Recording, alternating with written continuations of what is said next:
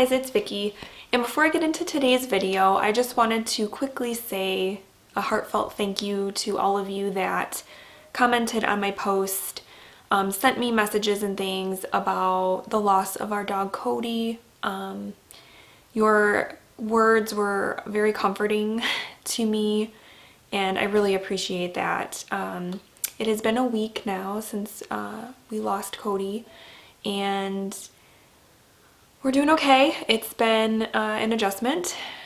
He was 9, almost 10, and so he's been such a part of our daily lives and our routines, and so it's just very strange to not have him here anymore. And we're still processing it and everything, but we are doing better. So I just wanted to say thank you to those of you that sent me messages. It was very sweet. For those of you that are interested in knowing what happened, basically Cody was acting funny. He had like gurgling noises going on in his belly, and he looked kind of swollen in the belly, so we took him to the vet, and it turned out he had a very large tumor in his abdomen and it had started bleeding. So he was basically bleeding internally very badly, so we decided to have him put down because he would have had to have emergency surgery and a blood transfusion, and even then they weren't sure if he would make it. So we decided to have him put down.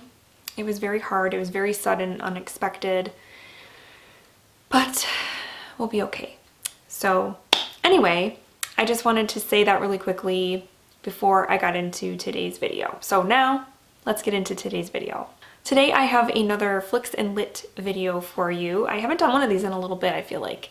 But this one I wanted to do because I recently read the novella that this movie is based on, and so I sought out the movie and decided to watch it just to compare and contrast, which is what Flicks and Lit is all about. So the one I'm going to be talking about today is Secret Window, which is a film adaptation of the Stephen King novella Secret Window, Secret Garden. So basically the story in Secret Window, it's about a guy, an author named Mort, who is working in his cabin and has this knock on his door, and it's this guy who says, "You stole my story." And this guy is insisting that Mort stole one of his stories a few years back, and Mort is very confused and whatnot, and the story sort of goes from there. So I have to admit, I enjoyed the novella, but it definitely isn't one of my favorite Stephen King pieces of work. It's part of the novella collection 4 Past Midnight, and I'm working on the 3rd novella of the 4 right now. But so far, yeah, Secret Window, Secret Garden has not my favorite in that collection. But it is a decent story. It's definitely psychological. It does have some interesting horror elements in it and all of that. The movie, for the most part, did a pretty good job of adapting the story. They made a couple little changes, like for example, in the novella, Mort has a pet cat, and in the movie, it's a dog. So there was like a few minor changes, but other than the ending, it was pretty much a spot-on adaptation. Speaking of the ending, they did change the ending, and I wasn't a huge fan of it, mostly because I think in the novella, the ending is a little bit more open-ended in a way, and a little more kind of just, how do I explain it?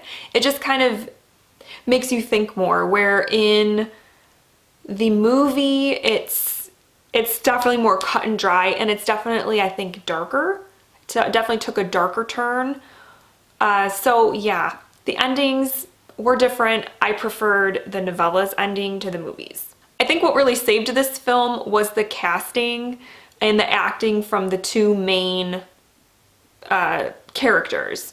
You have Johnny Depp, who plays Mort, and Johnny Depp brought this sort of, like he tends to do in his roles, he brought this sort of quirkiness and almost like a comedic effect sometimes to Mort's character, which was not, to me, wasn't present in the novella.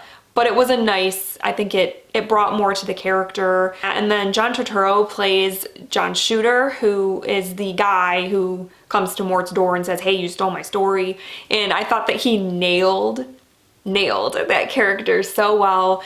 Just the southern drawl, because John Shooter is from Mississippi, and so he has this southern drawl when he speaks, and just everything, the way he carries himself and the way he said the lines and everything was really, really well done. So I think that was definitely what carried the film, because again, I feel like this isn't one of Stephen King's like best works, and the plot is pretty basic, really. Especially once you've read the whole thing and you see how everything turns out. It's nothing super original or anything, but it is still, an entertaining story, and it makes for an interesting sort of like psychological thriller type of story. So overall, I would say if you are interested in either reading the novella or seeing the movie, I would say do both. Go ahead and do both, because on their own, they're good stories, not fantastic.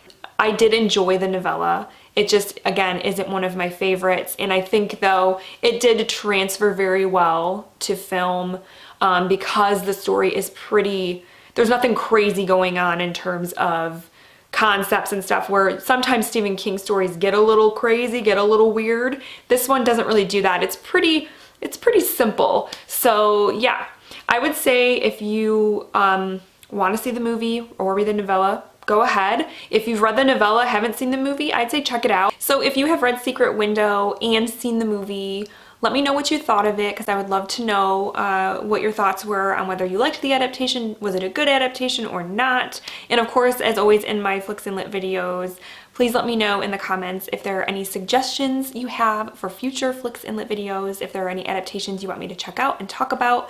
I would love to do that too. And lastly, for those of you out there that have fur babies in your life, do me a favor today and give them extra treats, give them extra belly rubs, throw the ball for them a couple of extra times, because in the grand scheme of things, our fur babies are here for such a short amount of time, and we really should just cherish them and, give them all the love you can. So do that for me and for Cody. And other than that, I hope you guys are having a wonderful week, and I will talk with you soon. Thank you so much for watching. Bye.